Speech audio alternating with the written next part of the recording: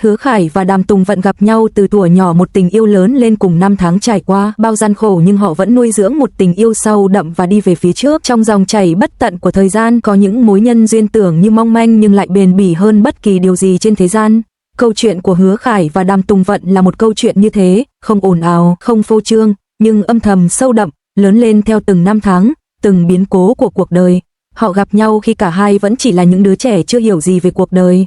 Một buổi chiều mùa hè, ánh nắng vàng rơi nhẹ trên con đường nhỏ nơi khu phố cũ. Hứa Khải khi ấy là một cậu bé trầm tính, ít nói, ánh mắt luôn mang theo chút gì đó xa xăm.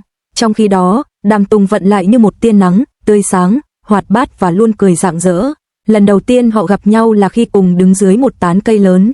Đàm Tùng Vận vô tình làm rơi chiếc kẹo, còn Hứa Khải lặng lẽ nhặt lên đưa lại cho cô. Không có lời nói nào đáng nhớ, chỉ có một ánh nhìn thoáng qua, nhưng chính khoảnh khắc ấy đã gieo vào tim họ một hạt giống nhỏ của định mệnh. Từ hôm đó, họ bắt đầu xuất hiện trong cuộc sống của nhau một cách tự nhiên, cùng đi học, cùng chơi đùa, cùng chia sẻ những niềm vui giản dị. Đối với Đàm Tùng Vận, Hứa Khải là người bạn luôn lặng lẽ ở phía sau bảo vệ cô, còn với Hứa Khải, Đàm Tùng Vận là ánh sáng khiến thế giới của cậu trở nên ấm áp hơn. Nhưng cuộc đời chưa bao giờ là con đường trải đầy hoa. Gia đình của Hứa Khải gặp biến cố lớn, khiến cậu phải chuyển đi nơi khác. Ngày chia tay, không có những lời hứa hẹn hoa mỹ. Đàm Tùng Vận chỉ im lặng đứng đó, còn Hứa Khải thì quay đi, bởi cậu biết nếu nhìn lại, mình sẽ không đủ can đảm để rời xa. Khoảng cách bắt đầu từ đó, những năm tháng sau này, cả hai đều phải đối mặt với những khó khăn riêng. Đàm Tùng Vận dần trưởng thành trong sự cô đơn, học cách mạnh mẽ và tự lập. Cô vẫn giữ thói quen nhìn lên bầu trời mỗi khi nhớ đến cậu bé năm xưa. Còn Hứa Khải, trong những ngày tháng vất vả, luôn mang theo ký ức về cô gái nhỏ với nụ cười rạng rỡ. Đó là động lực giúp cậu vượt qua những thử thách khắc nghiệt của cuộc sống. Tình cảm ấy không biến mất, nó chỉ lặng lẽ lớn lên trong im lặng. Nhiều năm sau, họ gặp lại nhau trong một hoàn cảnh không ai ngờ tới. Giữa thành phố rộng lớn và ồn ào, hai con người tưởng như đã đi xa khỏi cuộc đời nhau lại vô tình đứng đối diện. Khoảnh khắc ánh mắt chạm nhau, thời gian như ngừng lại. Đàm Tùng Vận nhận ra ngay lập tức, còn Hứa Khải, dù đã thay đổi rất nhiều, nhưng khi nhìn thấy cô, trái tim cậu vẫn rung động như ngày đầu tiên. Là cậu sao? Cô khẽ hỏi, một câu nói đơn giản, nhưng chứa đựng cả một quãng thời gian dài. Họ bắt đầu lại từ đầu, không phải như những người xa lạ, mà như hai mảnh ghép từng thất lạc nay tìm thấy nhau. Khác với thời thơ ấu, tình cảm lúc này không còn đơn thuần là sự rung động. Họ đã trải qua quá nhiều, mất mát quá nhiều, nên hiểu rằng để ở bên nhau không chỉ cần yêu mà còn cần dũng khí. Hứa Khải không còn là cậu bé im lặng ngày nào, anh học cách bày tỏ, học cách nắm lấy tay cô khi cần thiết. Đàm Tùng Vận cũng không còn là cô gái vô tư năm xưa. Cô hiểu được giá trị của việc có một người luôn ở bên cạnh mình, dù cuộc đời có khắc nghiệt đến đâu. Họ cùng nhau đối mặt với áp lực, với hiểu lầm, với những lần suýt đánh mất nhau một lần nữa. Nhưng lần này, họ không buông tay. Tình yêu của họ không ồn ào, không hoàn hảo, nhưng chính vì đã đi qua những năm tháng gian khổ nên từng khoảnh khắc bên nhau đều trở nên quý giá. Hứa Khải từng nói, có em bên cạnh, mọi thứ đều trở nên đáng giá. Còn Đàm Tùng Vận chỉ mỉm cười, bởi cô biết tình yêu của họ không cần phải chứng minh với thế giới, chỉ cần họ hiểu là đủ. Họ không còn là những đứa trẻ đứng dưới tán cây năm nào, nhưng cảm xúc thì vẫn vậy, chỉ là sâu hơn. Cuộc sống phía trước vẫn còn rất dài, sẽ còn những thử thách, những áp lực, những lúc tưởng như không thể vượt qua. Nhưng lần này, họ không còn đơn độc, họ chọn đi cùng nhau, không phải vì con đường dễ dàng hơn, mà vì có nhau, mọi gian khổ đều trở nên có ý nghĩa.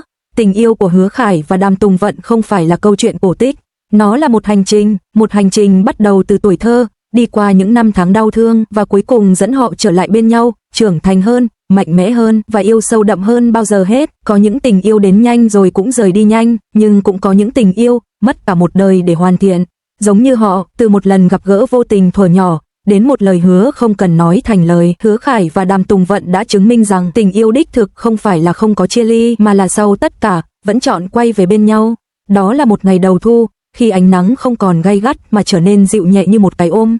Đám cưới của họ không được tổ chức xa hoa hay phô trương, không có quá nhiều ánh đèn sân khấu, không có những lời mời ồn ào từ truyền thông, chỉ là một không gian nhỏ, ấm áp được trang trí bằng những bông hoa trắng tinh khôi, loài hoa mà Đàm Tùng Vận luôn yêu thích từ khi còn nhỏ. Nơi tổ chức là một khu vườn yên tĩnh, có những tán cây xanh và một con đường lát đá quen thuộc, giống như con đường năm xưa họ từng đi cùng nhau. Khi bản nhạc nhẹ nhàng vang lên, Đàm Tùng Vận bước ra.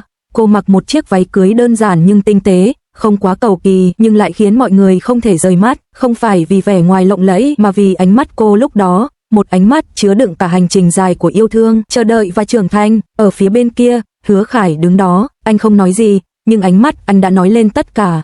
Đó không phải là ánh nhìn của một chàng trai đang cưới vợ, mà là ánh nhìn của một người cuối cùng cũng tìm lại được cả thế giới của mình. Lời thề không cần hoa mỹ khi họ đứng đối diện nhau, không có những lời thề dài dòng.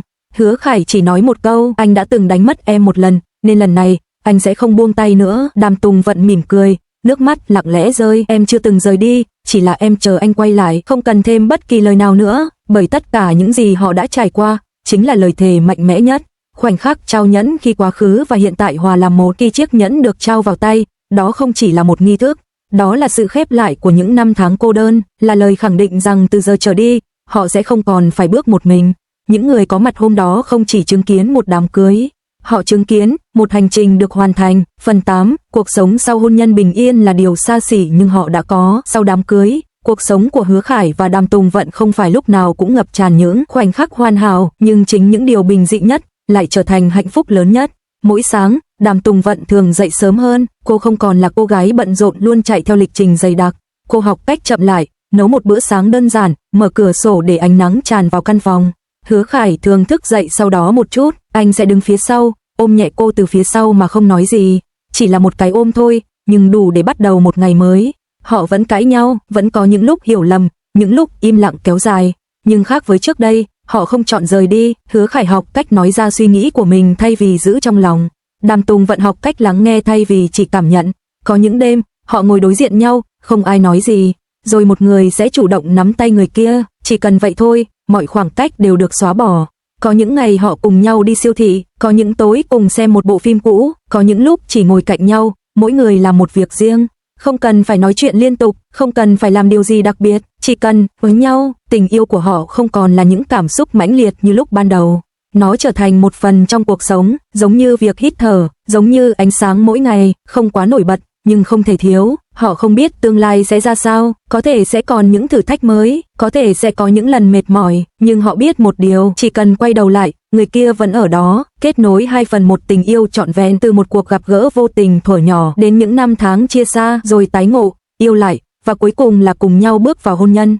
Câu chuyện của Hứa Khải và Đàm Tùng Vận không phải là một câu chuyện hoàn hảo, nhưng chính vì không hoàn hảo nó mới trở nên chân thật. Thời gian trôi qua, tình yêu của họ không còn rực rỡ như ngọn lửa ban đầu. Nó trở thành một dòng nước sâu, lặng lẽ nhưng không thể đo được độ sâu. Có những đêm rất muộn, khi thành phố đã chìm vào giấc ngủ, Hứa Khải vẫn ngồi một mình ngoài ban công. Anh không bật đèn, chỉ để ánh sáng yếu ớt từ xa phản chiếu lên gương mặt mình. Anh đã có tất cả, sự nghiệp, gia đình và người con gái anh yêu, nhưng sâu trong lòng vẫn có một nỗi sợ chưa bao giờ biến mất. Sợ mất cô, không phải vì cô sẽ rời đi, mà vì anh hiểu, cuộc đời đã từng khiến họ lạc mất nhau một lần. Và ký ức đó không bao giờ phai, những suy nghĩ không nói thành lời. Liệu mình đã đủ tốt chưa? Liệu có ngày nào đó cô ấy sẽ mệt mỏi vì mình? Liệu hạnh phúc này có bền lâu không? Anh chưa từng hỏi cô những câu đó, không phải vì không muốn biết, mà vì anh sợ. Câu trả lời, cách anh yêu không ồn ào, nhưng sâu đến tận cùng. Hứa Khải không giỏi nói lời ngọt ngào, anh thể hiện tình yêu bằng những điều rất nhỏ, luôn nhớ cô thích gì, ghét gì, lặng lẽ thay cô làm những việc cô không muốn làm, và luôn là người xin lỗi trước, dù đôi khi không phải lỗi của mình. Vì với anh, thắng thua trong một cuộc tranh cãi không quan trọng, điều quan trọng là cô vẫn ở đó. Một sự thật anh chưa từng nói, nếu có ai hỏi điều gì khiến anh hạnh phúc nhất, anh sẽ không trả lời ngay, nhưng trong lòng anh biết rõ, không phải là ngày cưới, cũng không phải là lúc thành công, mà là những buổi tối bình thường, khi quay đầu lại vẫn thấy cô ở đó. Khác với Hứa Khải, nội tâm của Đàm Tùng Vận giống như một mặt hồ, bên ngoài yên tĩnh nhưng bên trong là những con sóng chưa bao giờ ngừng. Nỗi sợ được giấu kín. Cô không sợ cô đơn, cô đã quen với điều đó từ rất lâu. Điều cô sợ là mất đi thứ mình đã từng chờ đợi quá lâu để có được. Liệu một ngày nào đó anh ấy sẽ không còn nhìn mình như trước nữa? Liệu tình yêu có phai nhạt theo thời gian? Liệu mình có đang dựa vào anh quá nhiều không? Những câu hỏi ấy cô chưa từng nói ra, bởi cô không muốn trở thành gánh nặng. Sự trưởng thành trong tình yêu, nếu là cô của nhiều năm trước, cô sẽ hỏi, sẽ đòi hỏi, sẽ muốn một câu trả lời rõ ràng. Nhưng bây giờ, cô chọn im lặng, không phải vì không quan tâm, mà vì cô hiểu, tình yêu không phải lúc nào cũng cần lời xác nhận. Có những thứ, chỉ cần cảm nhận. Đàm Tùng Vận không còn thể hiện tình cảm bằng những hành động lớn. Cô yêu bằng sự kiên nhẫn khi anh im lặng, sự bao dung khi anh mệt mỏi, và sự ở lại, ngay cả khi mọi thứ không hoàn hảo. Cô không cố gắng thay đổi anh, cô chỉ ở bên anh. Một điều cô luôn giữ trong lòng, nếu có ai hỏi điều gì khiến cô cảm thấy an tâm nhất, cô sẽ mỉm cười và nói là khi anh ấy không nói gì, nhưng vẫn nắm tay tôi. Họ đều có nỗi sợ, đều có những suy nghĩ không nói ra, đều từng nghi ngờ và từng yếu đuối, nhưng điều đặc biệt là họ không rời đi. Một buổi tối rất bình thường, một buổi tối, trời mưa nhẹ, Hứa Khải ngồi đọc sách, Đàm Tùng Vận ngồi bên cạnh, lướt điện thoại, không ai nói gì, không có khoảnh khắc lãng mạn nào, nhưng rồi, anh vô thức đưa tay ra, cô cũng vô thức nắm lấy, không cần nhìn nhau, không cần nói gì, chỉ là một hành động nhỏ, nhưng chứa đựng tất cả. Tình yêu của họ bây giờ không còn là em yêu anh, hay anh yêu em, mà là hôm nay em mệt không, anh đã ăn chưa, ngủ sớm nhé. Những câu nói tưởng chừng bình thường, nhưng lại là biểu hiện chân thật nhất của tình yêu. Kết một tình yêu không cần hoàn hảo, chỉ cần đủ sâu. Sau nhiều năm, Hứa Khải và Đàm Tùng Vận không còn là hai con người cố gắng để được yêu, họ trở thành hai con người hiểu cách để ở lại. Tình yêu đẹp nhất không phải là khi hai người nhìn vào nhau, mà là khi hai người cùng nhìn về một hướng và vẫn nắm tay nhau, dù không cần nói gì.